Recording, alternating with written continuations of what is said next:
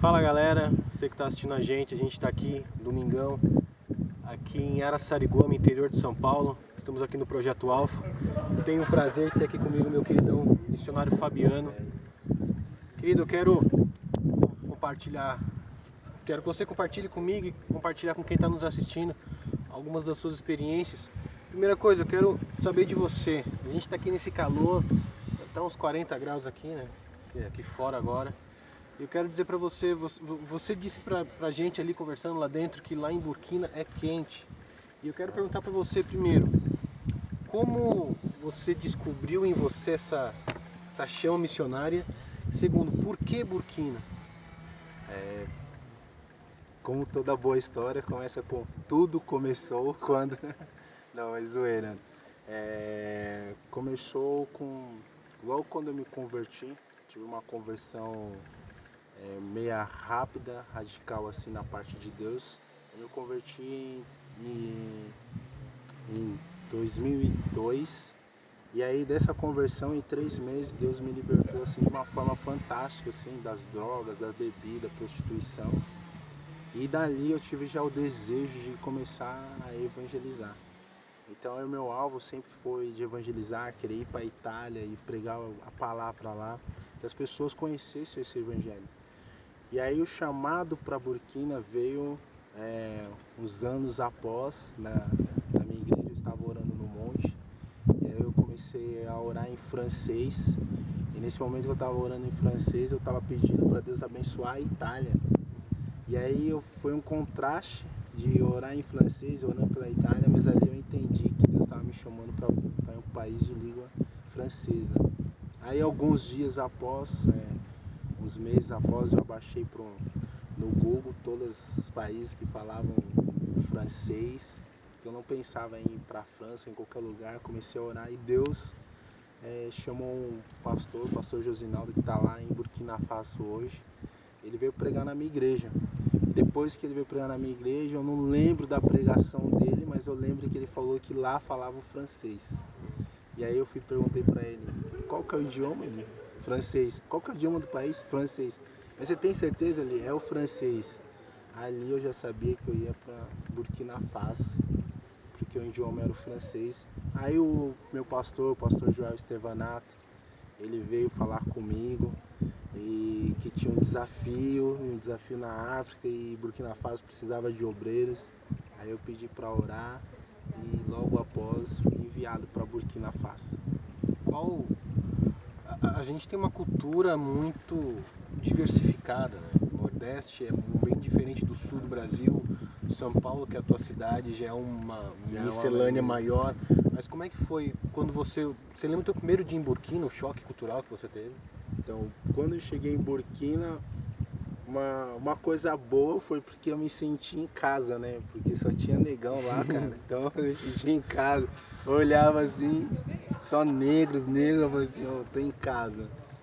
Mas questão de recepção é o choque do idioma, choque do falar, é diferente. O francês é muito diferente do espanhol, então você fica, as pessoas falando e você tipo, que os hábitos é totalmente diferente.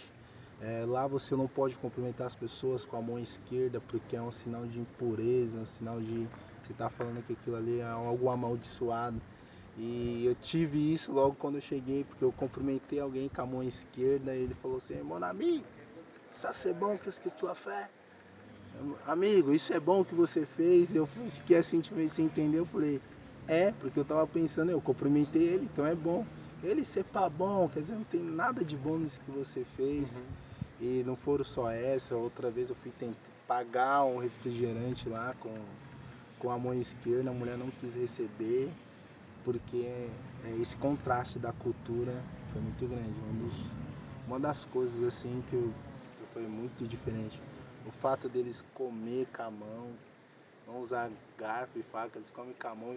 E lá literalmente eles comem todo mundo no mesmo prato, né? Você come o prato com seu amigo.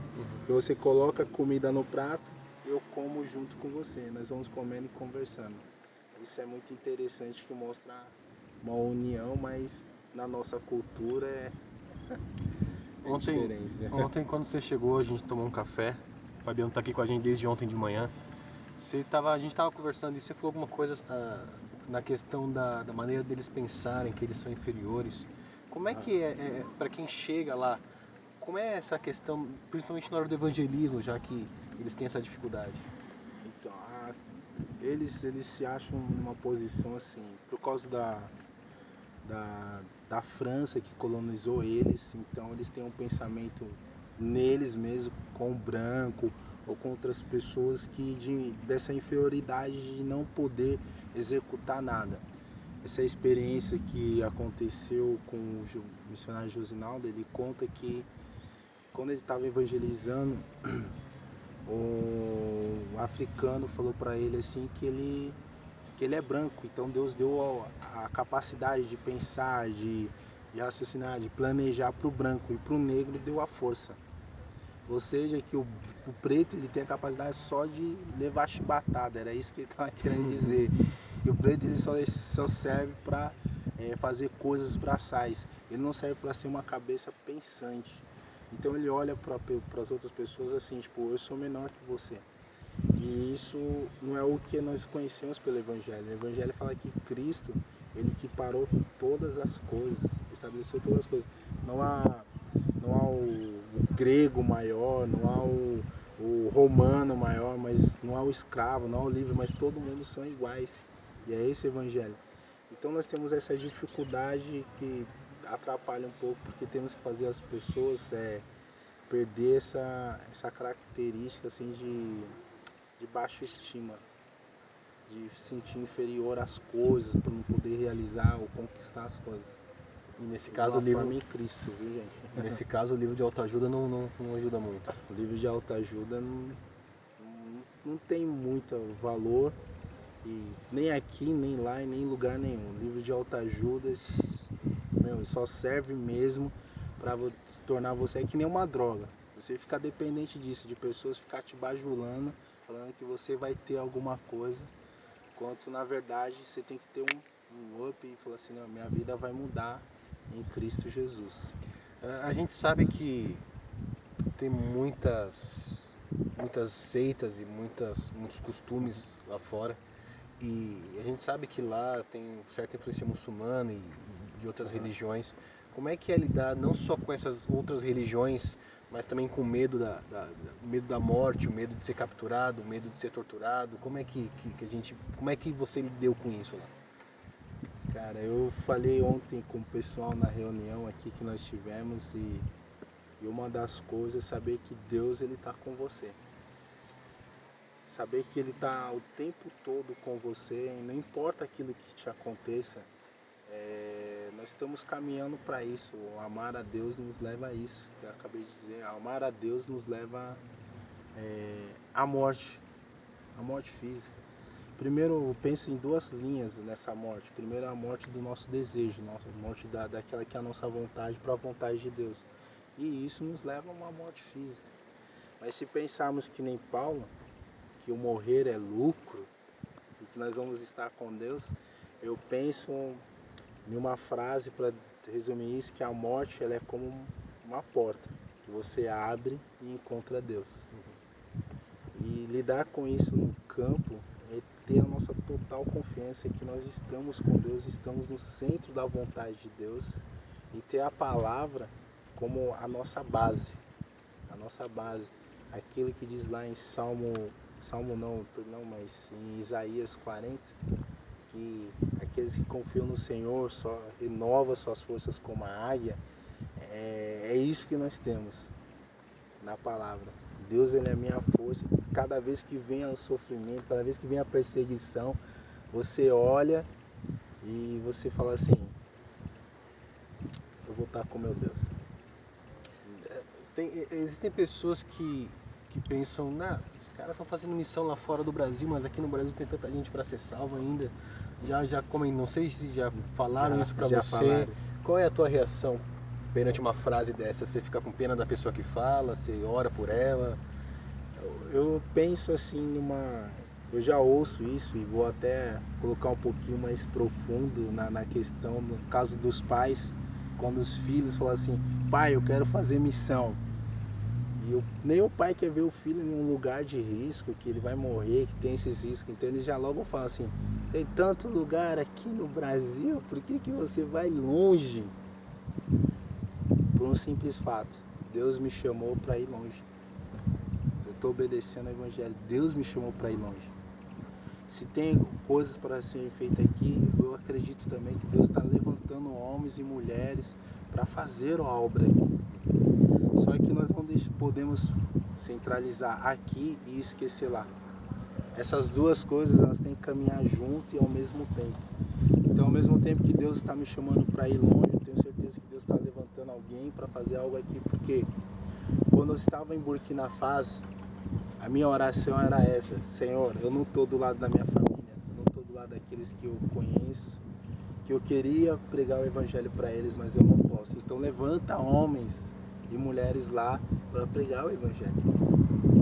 Então, eu acredito que essas pessoas ainda elas não têm uma maturidade, não compreendem ainda a dimensão nem totalmente a vontade de Deus, não para esse local, mas para o mundo, porque Jesus ele foi entregue pelo mundo, ele morreu pelo mundo. A ideia nossa é que é de espaço geográfico. Nós que olhamos China, Japão, Jamaica, Haiti, Burkina Faso, essa visão ela é nossa de separação de continente. Mas Deus, quando ele enxerga o mundo. Ele enxerga o mundo. Então essas pessoas têm que olhar e ver o quê? Ver o mundo. Não ver um espaço geográfico. Porque se vê um espaço geográfico, simplesmente nós vamos ver ali, aqui. Um mundo capitalista que nem o nosso, Fabiano, como é que é a vida lá em Burkina? Por quais outros lugares você passou e ficou? Fiquei no Mali, fiquei um tempo no Mali, passei um tempo na Bolívia e passei um tempo na Bahia, nordestina, fazendo missões, pregando o Evangelho. E em alguns lugares do Brasil eu só fui fazer uns trabalhos aqui em São Paulo. Como é viver financeiramente nesses lugares? Só um específico um pouquinho melhor, assim, a pergunta. Assim. Como é o sustento lá, o preço das coisas, o valor das coisas? Tá, então, em Burkina Faso, vou falar mais de Burkina Faso. Você ficou 2 anos lá, né? 2 anos em Burkina Faso. Lá o valor da moeda é o franco CFA. O franco CFA ele é parecido com o euro, equivale com o euro. Vale 3 vezes mais do que o real nosso. Então a economia de Burkina Faso é do gado, da agropecuária, né? Seria isso. E aí eles vivem disso, então é um custo muito baixo, eles não têm empresa, não tem nada. Então um arroz lá custa em média tipo 5 mil francos CFA, que equivale aos R$20 nosso. 1 quilo? 5 quilos de arroz. 5 quilos de arroz. 5 quilos de arroz. Então se torna muito cara. Se torna muito cara a vida de custo para um burkinabê. Um burkinabê ele vive com R$200 por família. Só que aí a gente entra em consideração aqueles que têm trabalho, aqueles que não têm. Então eu costumo dizer que eles vivem na troca, porque hoje um deles eles planta feijão. E aí eles vendem aquele feijão e compram o arroz. Aí eles comem feijão com arroz. Então se torna uma troca em vez de uma compra, né? Aí a vida nossa no país não é uma vida de regalias. Nem tanto porque o país também não oferece muitas regalias para você viver. Que nem Burkina Faso não tem muitas coisas, não tem essas coisas que nós temos aqui em São Paulo, que você desce, que nem na minha casa aqui no Brasil, você desce 10 minutos, você está num shopping, você está num supermercado com 3, 4 quarteirões. Lá não. Lá quando você quer comprar alguma coisa, você vai no marché. E o que é um marché? Marché é aquelas feirinhas de rua que nós conhecemos, que aí você vê os animais expostos, pegando mosquito, poeira de estrada, é essa a economia do país. E tudo isso é fantástico quando você está lá. Quando você chega lá, você precisa viver de acordo com a realidade do país. Isso, você não chega lá e a igreja monta para você uma casa com 15 dormitórios, piscina. Não tem isso. Você chega lá, eu morei em dois lugares em Burkina Faso. Primeiro eu morei no leste, e a minha casa no leste era uma casa simples, como todo mundo lá, não tinha energia. Começava às 8 horas, às 6 horas da noite já não tinha mais energia também. Sem regalias, acabava a água também na minha casa. Eu vivia de acordo com eles, aí ia nas tribos, visitava as tribos. Só que já no norte não, no norte eu já tive a experiência de morar na tribo junto com eles. E eu vou falar pra vocês, irmãos, é difícil de quem vive na tribo, porque não tem água, você não tem um fogão, você não tem uma geladeira para tomar água fresquinha. E olha que esses dias aqui em São Paulo que nós tivemos um tempo de calor intenso. E lá em Burkina Faso, esse é o dia a dia de Burkina Faso, 40 graus, 37 graus, 38 graus, é o dia a dia de lá. E aí você pensa, né, nesse estado, às vezes você fica sem água o dia inteiro, e quando você tem água, você tem aquela água pela... É uma região desértica. É uma região desértica lá. E como é que é? Você estava lá quando furaram o poço? Tava. Como é que foi a reação das pessoas e posterior a isso?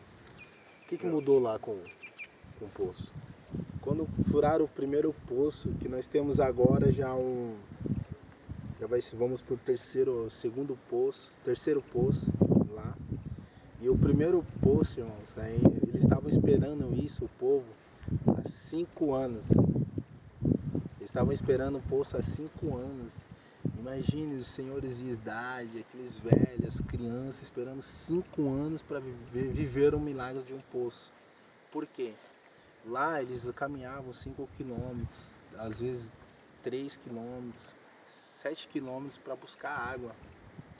E a água que eles traziam é água barrenta, água de chuva. Então quando eles tomavam, causava muita doença, muita infecção. Crianças morrem por causa dessas infecções, desnutrição. Então quando teve o poço, foi uma alegria. Eles pulavam, eles dançavam, eles agradeciam, louvavam a Deus. Porque tinham água. Porque tinham água. Porque a água não ia ser só água, ia ser... Estavam eliminando o mal, porque agora as crianças vão ter água limpa, não vão ter mais infecções, vai diminuir as mortes que tem no vilagem. A água trouxe vida. E eu falo que a igreja brasileira trouxe essa vida para essa tribo. E nós construímos também lá uma escola que vai ensinar eles. Dentro dessa escola tem uma igreja. Então nós levamos o pão, levamos a água, levamos vida nova para aquela tribo. É por causa de pessoas como você que contribuem com a oferta missionária que pessoas como ele podem fazer grandes obras assim. Fabiano, uma mensagem de despedida do pessoal que está assistindo a gente. Quero agradecer a todo mundo que tem contribuído com oração, todos que têm contribuído com oferta.